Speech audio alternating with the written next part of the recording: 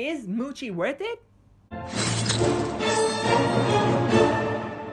Hey guys, welcome back to my channel. My name is the ML Scholar and today we are going to be talking about Moochy. Now in this channel I help you take your monsters from level 0 to level hero.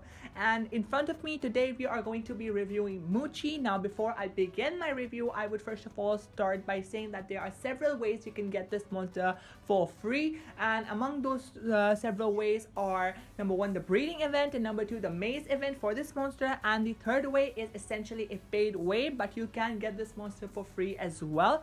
So if any member of your team purchases a gem pack, you get Moochy cells. For every member that purchases it, there is a limit to how many cells you can get. So hopefully if you're in a good team and people usually purchase gems, you will be able to rank up this monster to rank 3, in which the highest potential of this monster is reached in terms of trait. So for his stats, we have a life stat of 53,082, a bit on the squishy side, as this monster was marketed as a life stealer. I was expecting it to be more on the tankier side, and Armor Gaming in his video also predicted this monster to be a bit on the tankier side, but I guess that is not the case. Then as for the power stat, we have 5720, which is quite a good power stat considering this monster is an attacker. That will come in really handy. And the speed is nothing too great, it is just a middle kind of tier speed for mythic monsters, which is fine because attackers usually do not have a very high speed stat anyways. As for the trade, I was expecting a trade that had been immunity to bleed or abomination or something along those lines, but this monster has surprised us once again with rank 0 being hardened, at rank 1 having a damage increase, which will be very handy in certain situations, in every situation as I might add. And at rank 3 this monster has a status caster possession immunity. So he has possession immunity for like 3 or 2 turns, a damage increase in harden. I think his trait is good. And then as for the relics, he has the essence relic and the trap relic, both amazing relic slots, and I always find that the essence relic is one of the best relic slots to have, simply because you can equip Uriel's essence, which essentially brings you back to life once you have been KO'd. And for the trap, there are hundreds of traps out there that can deal a lot of damage, that can take away stamina, and yeah, you can really utilize those 2 relic slots. Now for the books of this monster, he's from the Evil Legions families and Underworld, which was pretty much expected. Now for the basic attacks, which are the default attacks, I won't be going over them in detail, but they're just there as a filler in my opinion, and they're nothing too great. So first of all, we have deals low dark damage, applies physical weakness to all enemies. Now this is a 0 cooldown spammable attack, and I think that physical immunity goes very well with certain kinds of monsters, especially a lot of the newer mythics which have physical skills. For example, a very good attacker Nor that has all the physical skills. So pair up this monster with Nor and you will be getting quite the combo. Then as for the second, that is Leech, deals low dark damage to one enemy, gains as much life as damage dealt. So a low dark damage with a 50% damage increase basically brings it up to a moderate, so you'll be gaining quite a lot of life back if you use this. It's a spammable attack once again.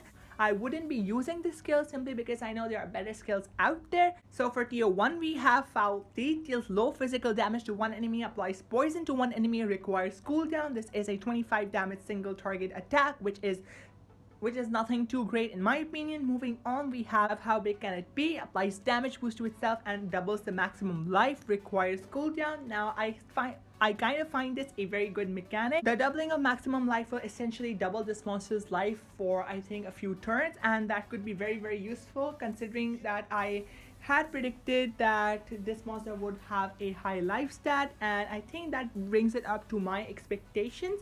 But the damage boost is not necessary because you'll already be having a damage boost at rank 1, and if you have this monster at rank 0, I think that could come in handy as well. Then for tier 2, we have Noxious Slime, deals moderate dark damage to all enemies, applies poison and physical weakness to all enemies, requires a cooldown. Now this is an improved version of Nauseating Slime that we discussed in the basic attacks. This also applies poison along with physical weakness and also deals moderate damage, so that will be a pretty good move to have as well. Then we have Feeding Frenzy, applies increased healing to itself, deals moderate dark damage to one enemy, gains as much life as damage done. So this is the move that I was talking about. So this dark damage will come in really handy if you're running low on life. For example, this monster is just on 20% of his life and you do this attack and you do like 20k damage, 50k damage, 30k damage, depending upon how good of a strength runes you have. You will be gaining that same amount of life from the enemy that you dealt the damage to.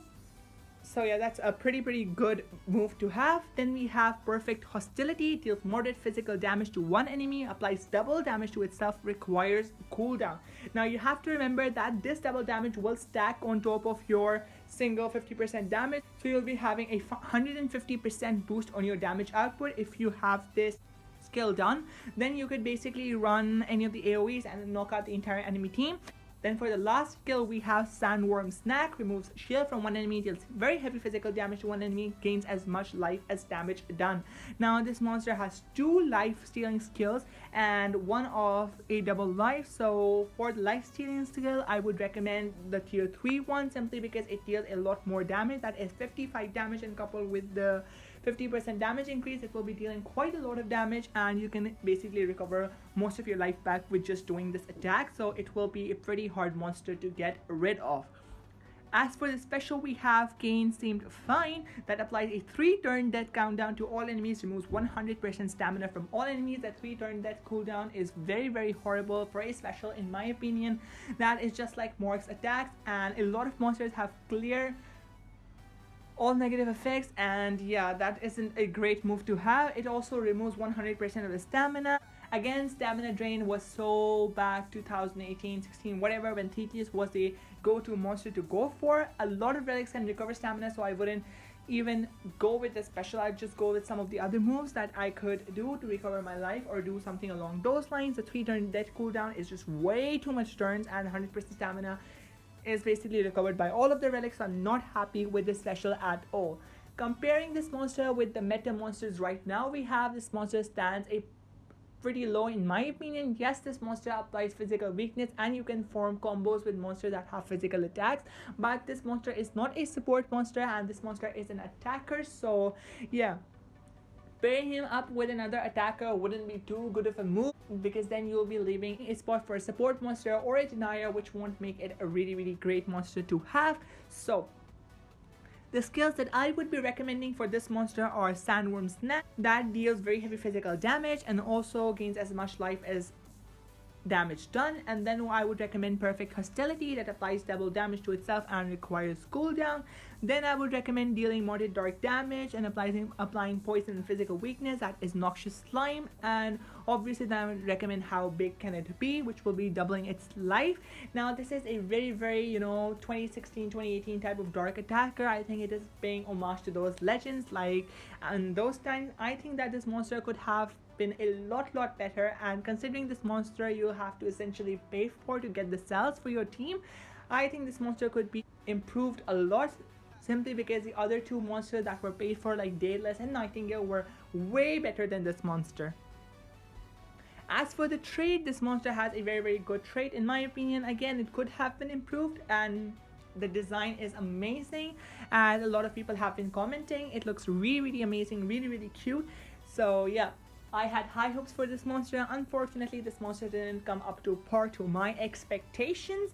Now, as for the runes, I would recommend a single strength or double strength with a team speed or speed, depending on the situation, as I always say, because you always have to switch the skills and mix and match the runes so that you get the best possible outcome of the battle.